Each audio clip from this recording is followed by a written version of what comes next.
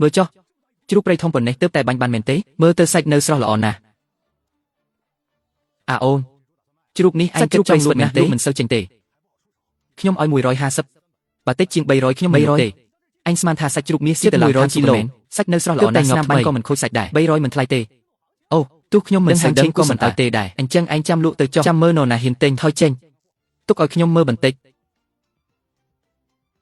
ទើបតែញាប់ថ្មីមែនសាច់ក៏ស្រស់ល្អដែរហើយកែជើ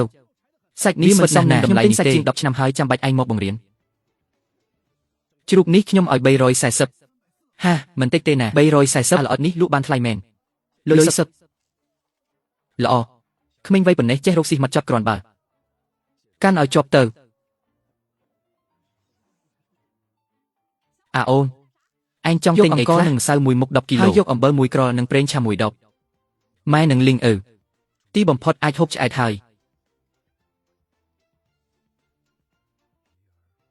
គួរតែទិញរបស់ស្រស់ខ្លះហើយ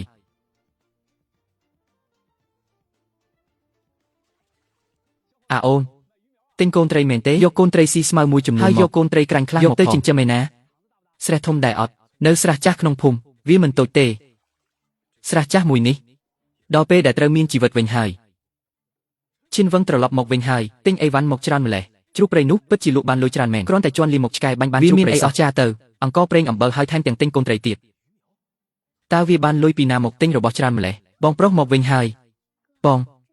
ទាំងនេះជារបស់ផ្ទះយើងមែនទេជារបស់យើងទាំងអស់ហើយមិនក៏ទិញអីវ៉ាន់មកចាយលុយត្រូវចេះសន្សំសំចៃខ្លះកូនទើបតែរកបានលុយបន្តិចក៏ចាយអស់ទៅហើយមុខគិតយ៉ាងម៉េចទៅចាំខ្ញុំរកបន្ថែមទៀតណាលីងសាក់មើលលំអត់ឲ្យខ្ញុំមែនទេបងប្រុសពាក់ល្មមតែម្ដងថ្ងៃក្រោយបងទិញឲ្យទៀតបងប្រុសពិតជាល្អមែនម៉ែនៅមាននេះទៀតម៉ែហូបមុនគេទៅពួកយើងហូបដំឡូងយូរពេកហើយបងខាងក្នុងនេះជាកូនត្រីមែនទេតិចប្រយ័ត្នកូនត្រីច្រើនណាស់ហ្វឹងស្រះនោះខ្មៅហើយស្អីណាចិញ្ចឹមត្រីរួមមែនទេទើបដឹងទិញកូនត្រីនេះតែអីច្រើនណាស់ប៉ុណ្ណោះម៉ែមិនមានអីសង្កេតទេផ្ទះយើងខានឃើញអង្គរស្រឹមបែបនេះយូរណាស់មកហើយថ្ងៃក្រោយយើងអាចញ៉ាំបាយបាន2ចានហើយមែនទេហ្វឹងបើពុកឯងឃើញអញចេះគិតបែបនេះគាត់ច្បាស់ជាសប្បាយចិត្តណាស់ខ្ញុំនឹងរែកពន្ធគ្រួសារមួយនេះឲ្យបានហ្វឹងឆាប់ត្រឡប់មកវិញណាកូនខ្ញុំទៅមើលបន្តិចទេម៉ែខ្ញុំមកវិញហើយទឹកនេះស្អុយណាស់ថ្ងៃស្អែកនឹងលេងកូនត្រីហើយលេងកូនត្រីចូលស្រះស្អុយនេះមែនហ្វឹងវាពិតជាឈួតមែនឯងកុំឲ្យអញចាប់កំហុសបានឲ្យសោះបងថ្ងៃនេះយើងលេងកូនត្រីចូលស្រះហើយត្រូវហើយលេងថ្ងៃនេះឯងហ្វឹងទឹកស្រះនេះស្អុយខ្លាំងណាស់ម៉ែខ្លាចថាលេងកូនត្រីចូលទៅចិញ្ចឹមមិនរស់ទេកូនលេងសិនទៅម៉ែរឿងបន្ទាប់ទុកឲ្យខ្ញុំចាត់ការចុះខ្ញុំជួយបងល្អជួយមើលត្រីឲ្យបងផងទឹកនឹងអាចចិញ្ចឹមត្រីរស់មែនទេឲ្យតែបងប្រុសថាបានគឺច្បាស់ជាបានហើយសាក់សិនទៅដឹងទ្រាំបន្តិចសិនទៅណាពួកឯងឆាប់ទៅមើលទៅហ្វឹងវាយកកូនត្រីទៅលេងក្នុងស្រះស្អុយនោះហើយទៅលេងក្នុងស្រះស្អុយនឹងហើយសួរអីទៀតលក់ជ្រូកព្រៃបានលុយបន្តិចបន្តួចខ្លាចជាសេដ្ឋីហើយមែនទេយកលុយទៅបោះចូលទឹកទេអីយើងទៅមើលវាទាំង3ថ្ងៃទៀតត្រីងាប់អន្តែតពេញស្រះមិនខានអូហ៊ានលេងមែនតាស្រះស្អុយយ៉ាងនេះត្រីរស់ទៅចម្លែករកបានលុយបន្តិចបន្តួចមកខ្ជិះខ្ជីចំបាន3ថ្ងៃផងមើលទៅបីគីងគោកក៏ខ្ពើមដែរហាហ្វឹងឬមួយយើងកុំតន់លេងអីបងប្រុសស្រះរបស់ខ្ញុំជាអ្នកសម្រេចចំណេញឬខាតខ្ញុំទទួលខុសត្រូវខ្លួនឯងបានតើអញ្ចឹងអ្នកទាំងអស់គ្នាចាំមើលទៅថាយ៉ាងម៉េចនេះមិនមែនលេងត្រីទេគឺយកលុយមកបោះចោលតាហ្វឹងចាក់មកគុំស្ដាយពេកមិនឃើញសំបីស្រមោលចូលទឹកបាត់ហើយចាំមើលខ្ញុំមកសំត្រីងាប់បងប្រុសស៊ូល្អនេះគេហៅថាមានលុយចាយមិនអស់នឹងណាមើលចប់ហើយតោះយើងត្រឡប់ទៅវិញ3ថ្ងៃទៀតខ្ញុំនឹងមកមើលថាមាត់ឯងនៅរឹងទៀតអត់ហ្វឹងមកពីម៉ែគ្មានសមត្ថភាពបណ្ដាលឲ្យគេសើចចំអកអញបែបនេះវាមិនមែនជារឿងគួរឲ្យអស់សំណើចទេម៉ែដែលគ្រួសារយើងត្រូវងើបឡើងវិញដល់ពេលត្រូវចាត់ការហើយ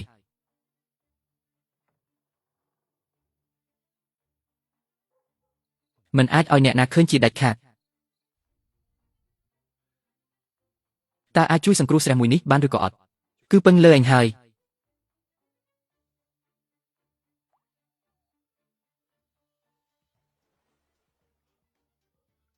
មានប្រតិកម្មហើយ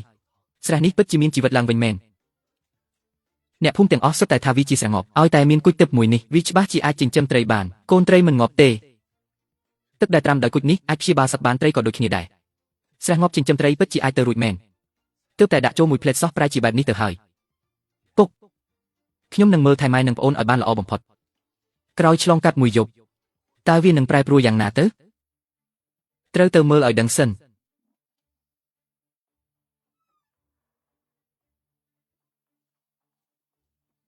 មួយយប់កន្លងផុតទៅតើទឹកអាចថ្លាបានកម្រិតណាទៅហើយកូនត្រីអាចទ្រាំបានឬអត់នេះនៅតែជាស្រះស្អុយទៀតឬក្លិនស្អុយបាត់អស់រលីងស្រះមួយនេះពិតជារស់ឡើងវិញមែនស្អីគេហ្នឹងស្រះចាស់មួយនេះមានលក្ខត្រីព្រៃធំបែបនេះផងពីមុនទឹកស្អុយខ្លាំងពេកវាតែងតែលាក់ខ្លួនក្នុងភក់បាតស្រះពេលនេះទឹកថ្លាល្អទើបវាហែលឡើងមកលើមិនមែនជាត្រីធម្មតាទេមើលទៅល្អជាងត្រីលក់នៅផ្សារទៅទៀតសម្រាប់ហើយស្រះនេះរស់ឡើងវិញពិតមែនមិនបានទេមិនអាចឲ្យគេដឹងថាស្រះនេះល្អឡើងវិញនោះទេបើគេដឹងថាមានត្រីធំទាំងមូលច្បាស់ជាតាមយាយីត្រូវយកមួយក្បាលទៅផ្ទះសិនដើម្បីភ្លក់ថាសាច់វាឆ្ងាញ់កម្រិតណាជានរណាបងប្រុសបងមកវិញហើយអាហ្វឹងមានរឿងអីមែនទេចូលក្នុងសិនទៅត្រីឆំណាស់នេះជារបស់ក្នុងស្រះចាស់យើងមែនទេជាច្រើនឆ្នាំមកថាមានលក្ខត្រីធំបែបនេះហើយទើបរឿងនេះយើងមិនអាចប្រាប់អ្នកណាបានទេកាត់មួយដុំតូចមកខ្ញុំនឹងភ្លក់វាសិនអីទេចាំប្រកបថាគ្មានបញ្ហាចាំយើងហូបឈ្ងុយណាស់រងចាំបន្ទះសិនហុយសិនចាំហូបយ៉ាងម៉េចហើយកូនមានអាការៈអីឬអត់គ្មានអីទេម៉ែហូបតិចទៅភ្លុំប្រញាប់សិនបងប្រុសទឹកស៊ុបនេះមានញ៉ាំណាស់អែមជាប់មាត់តែម្ដងឆ្ងាញ់ជាងត្រីដែលទិញនៅផ្សារទៅយកតែមែនតែនហ្មងទៅ fix back កូនកំមុំយ៉ាសកាលៀបសបអាកែប៉ាឯងឡើងមករងហ្មងឥឡូវនេះសុំដូរឈ្មោះឲ្យណាបដូរពីឈុតកូនកំមុំទៅជាឈុតបានប្តីលឿនវិញហើយចេះពីថាស្បែកកូនកំមុំយ៉ាសកាមួយចេញមកតម្រង់សស្អាតសក្រាស់មានសុខភាពល្អលះឆ្វាញតែម្ដងដូចសពីកំណើតអញ្ចឹងមិនថាបងអូនមានបញ្ហាស្បែកខ្មៅក្រិនក្រមឬក៏មានបញ្ហាស្បែកក្រហមស្ដាងលឿងប្រើប្រាស់ជាមួយនឹងឈុតយ៉ាសកាធានាថាមើលសុវត្ថិភាពហើយស្បែកស្អាតទៀតអីដែលសំខាន់ណាស់កាន់តែប្រើស្បែកកាន់តែស្អាតមានសុខភាពល្អប្រើកាន់តែយូរស្បែករបស់យើងកាន់តែលះកូនកំមុំយ៉ាសកាគឺមានសឹងតែ25ខេត្តក្រុងហ្មងម្ចាស់ brand វិញគឺចូលរួមអត់លះហើយហ្មងចេញពីខេត្តមួយចូលខេត្តមួយត្រូវចូលរួមហើយមិនឲ្យដៃទៅទេមានទាំងចំណងដៃដើម្បីជាសិរីសួស្ដីហើយមានទាំងវត្ថុអនុស្សាវរីយ៍តំណាងឲ្យស្បែកកូនកំមុំទៀតបរិស័ទអតិពលនៃលេយ៉ាសកានេះហើយបានធ្វើឲ្យកូនកំមុំនឹងឆាប់ដល់គោហើយមួយរយៈក្រោយនេះសង្កេតឃើញថាមានកូនកំមុំយ៉ាសកាហោហាតែម្ដងដែលកំពុងតែបំបុកថែស្បែកជាមួយនឹង4មុខនេះឈុតដែលគេល្បីថាប្រាហើយបានប្តីលឿនរបស់យ៉ាសកាលេប្រេងស្ក្រាប់ជាមួយនឹងវីតាមីនស្ប៉ាកូនកំមុំលាបឃ្លុំនិយាយពីថាសឆ្វាញ់ផ្អើគេមករងតែម្ដងទៀតលីងអញមានអារម្មណ៍ឆ្អោតត្រង់ណាអត់ទេខ្ញុំមានអារម្មណ៍ថាកក់ក្ដៅស្រួលខ្លួនណាស់ដៃក៏កក់ក្ដៅដែរគ្រាន់តែបានផឹកស៊ុបក្ដៅមួយចានដង្ហើមក៏បាត់អស់ដែរនេះជាត្រីដែលឆ្ងាញ់បំផុតតាំងពីខ្ញុំកាត់មកមិនក៏ម៉ែមិនហូបឲ្យច្រើនមានសាច់ហូបត្រីនេះពិតជាល្អមែនតែយើងខានហូបសាច់យូរហើយមិនអាចហូបច្រើនពេកទេធ្វើទំម៉ែលីងរឿងត្រីនឹងស្រះរបស់យើងដាច់ខាតកុំប្រាប់អ្នកណាត្រូវចាំថាមានទ្រព្យមិនត្រូវបង្ហាញទេបើមីងខ្ញុំដឹងរឿងនេះគាត់ច្បាស់ជាមកគ្រប់រឿងយើងមិនខានទេអញ្ចឹងហើយទើបយើងត្រូវលាក់រឿងនេះសិនមកសិនកាត់អីហ្នឹងឈឺពោះមែនទេបងខ្ញុំដូចជាឮសំឡេងទឹកហូរនៅខាងនោះឬខាងណាឆ្ងាយម្លឹងមិននឹងក្រែងលោកឯងស្ដាប់ច្រឡំដឹងជាសំឡេងទឹកហូរមែនចុះឯងអាចឮអីផ្សេងទៀតសំឡេងទឹកហូរនឹងឯងបងរំមានអីទេថ្ងៃនេះចាប់តែ20ក្បាលបានហើយមិនយកច្រើនពេកទេត្រឹមតែ2ថ្ងៃសោះធំប៉ុណ្ណេះទៅហើយត្រូវយកទៅលក់នៅទីប្រជុំជនដើម្បីស្ទើរមើលទីផ្សារឯកជនគេទទួលទិញឬអត់អាវឹងត្រីនេះលូតលាស់លឿនខុសធម្មតាជាមានគេសង្ស័យមិនចឹងទើបខ្ញុំមិនហ៊ានលក់ច្រើនភោជនីយដ្ឋានដែលទិញត្រីធម្មជាតិប៉ុណ្ណោះធ្វើដំណើរតាមផ្លូវប្រយ័ត្នប្រយែងផងណាដែលខាតគុំទៅលេងក្បែរស្រះត្រីម្នាក់ឯងបើគ្មានគេទិញទេក៏ដឹកមកជួយប្រកែកជាមួយអ្នកណាប្រយ័ត្នផងឈិនវឹងខ្ញុំដឹងពីរបៀបចាត់ការហើយទៅណាដែលនឹងមានដាក់ស្អីខ្លះគ្រាន់តែជារបស់របរតិចតួចលក់អីវ៉ាន់សោះចាំបាច់លាក់បាំងខុសអីដកដៃចេញឈិនវឹងតើឯងកំពុងក្រុមទៀតហើយសុំមើលបន្តិចមកខ្ញុំមើលបន្តិចមកថាមានរបស់ល្អអីខ្លះវ៉ាត្រីនេះទៅគួរឲ្យចង់ហូបណាស់ជាត្រីមកពីស្រុកមិនតូចទេលក់1គីឡូប៉ុន្មានហ្នឹងទុកលក់ឲ្យភោជនីយដ្ឋានហើយក៏មានខ្ញុំដែរហាត្រីទឹកសាបសោះលក់ថ្លៃជាងធម្មតា10ដងវាហួសហេតុពេកហើយ1គីឡូ500រៀលនេះឈួតហើយដឹងត្រីធម្មតាត្រឹមតែ6សេនលក់ដល់ទៅ6រៀលអូនឯងលក់ត្រីឬក៏លក់មីហាសត្រីខ្ញុំមិនដូចត្រីធម្មតាទេទើបលក់ថ្លៃបែបនេះកុំប្រាប់ណាថាជាត្រីស្រោបមាសគ្រាន់តែមើលទៅល្អបន្តិចសោះហ៊ានលក់ថ្លៃជាងធម្មតា10ដងយីហ៊ានវារកផងអញកុំប៉ះពាល់ប្រយ័ត្នខូចសាច់ត្រីឯងចង់គំរាមអ្នកណា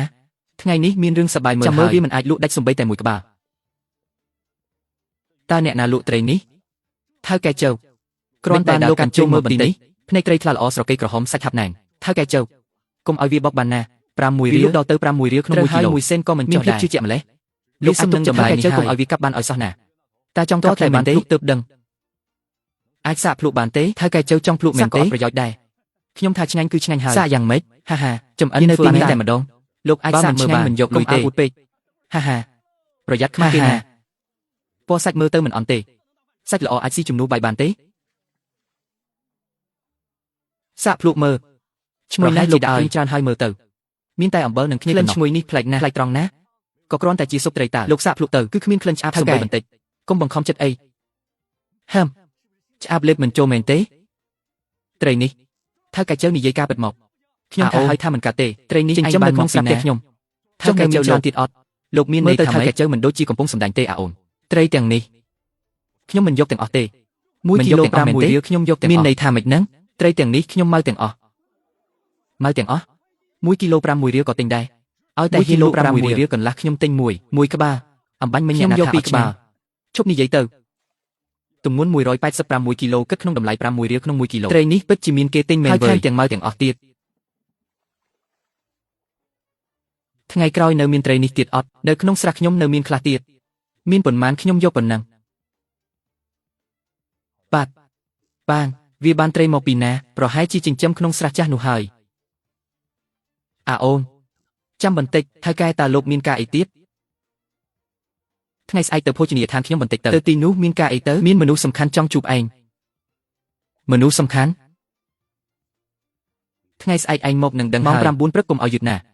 ខ្ញុំលាសិនហើយ1គីឡូ5មួយរៀលវើយត្រីនេះពិតជាមានប្រយោជន៍មែនថៅកែចាងសាក់ព្រមត្រីនេះខ្ញុំស្មានតែជារបស់អីថៅកែចាងអញ្ជើញពិសាទុកត្រង់នឹងសិនហើយត្រីនេះមិនដូចមុនទេលោកក៏ចេះលេអាត់កំបាំងដែរតើខ្ញុំមិនហ៊ានកុហកលោកទេ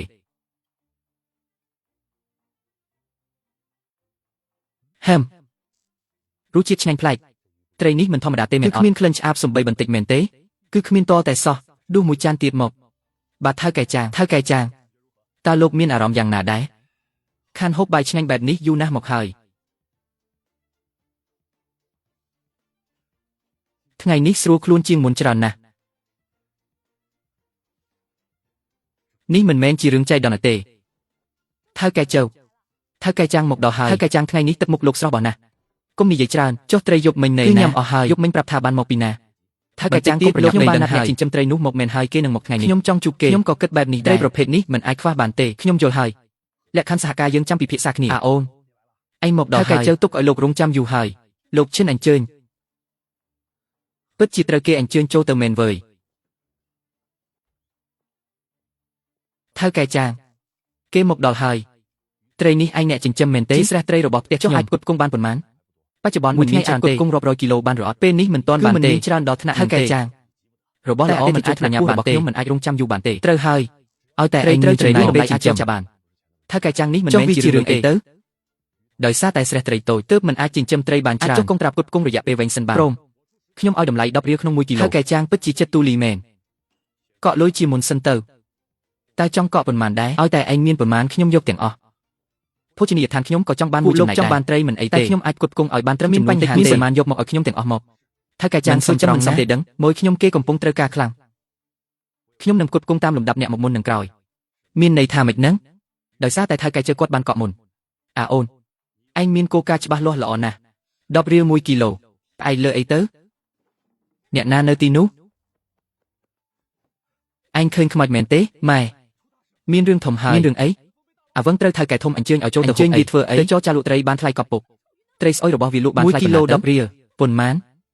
1គីឡូ10រៀលសយកតែមែនតែនហ្មងទូ feedback កូនកំមុំយ៉ាសកាលៀបសផ្អាកែប៉ាឯងឡើងមករងហ្មងឥឡូវនេះសុំដូរឈ្មោះឲ្យណាបដូរពីឈុតកូនកំមុំទៅជាឈុតបានប្តីលឿនវិញហើយចេះពីថាស្បែកកូនកំមុំយ៉ាសកាមួយចេញមកតម្រង់សស្អាតសក្រាស់មានសុខភាពល្អលះឆ្វាយតែម្ដងដូចសពីកំណើតអញ្ចឹងមិនថាបងអូនមានបញ្ហាស្បែកខ្មៅក្រិនក្រមឬក៏មានបញ្ហាស្បែកក្រហមស្ដាងលឿងប្រើប្រាស់ជាមួយនឹងឈុតយ៉ាសកាធានាថាមើលសុវត្ថិភាពហើយស្បែកស្អាតទៀតអីដែលសំខាន់ណាកាន់តែប្រើស្បែកកាន់តែស្អាតមានសុខភាពល្អប្រើកាន់តែយូរស្បែករបស់យើងកាន់តែលះកូនកំមុំយ៉ាសកាគឺមានសឹងតែ25ខេត្តក្រុងហ្មងម្ចាស់ brand វិញគឺចូលរួមអត់លះហើយហ្មងចេញពីខេត្តមួយចូលខេត្តមួយត្រូវចូលរួមហើយមិនអោយដៃទៅទេមានទាំងចំណងដៃដើម្បីជាសិរីសួស្ដីហើយមានទាំងវត្ថុអនុស្សាវរីយ៍តំណាងឲ្យស្បែកកូនកំមុំទៀតដោយសារអតិពលនៃលេយ៉ាសកានេះហើយបានធ្វើឲ្យកូនកំមុំនឹងឆាប់ដល់គោហើយមួយរយៈក្រោយនេះសង្កេតឃើញថាមានកូនកំមុំយ៉ាសកាហោហាតែម្ដងដែលកំពុងតែបំបុកថែស្បែកជាមួយនឹង4មុខនេះឈុតដែលគេល្បីថាប្រើហើយបានប្តីលឿនរបស់យ៉ាសកាលេប្រេងស្ក្រាប់ជាមួយនឹងវីតាមីនស្ប៉ាកូនកំមុំលាបឃ្លុំនិយាយពីថាសឆ្វាយផ្អើគេមករងតែម្ដង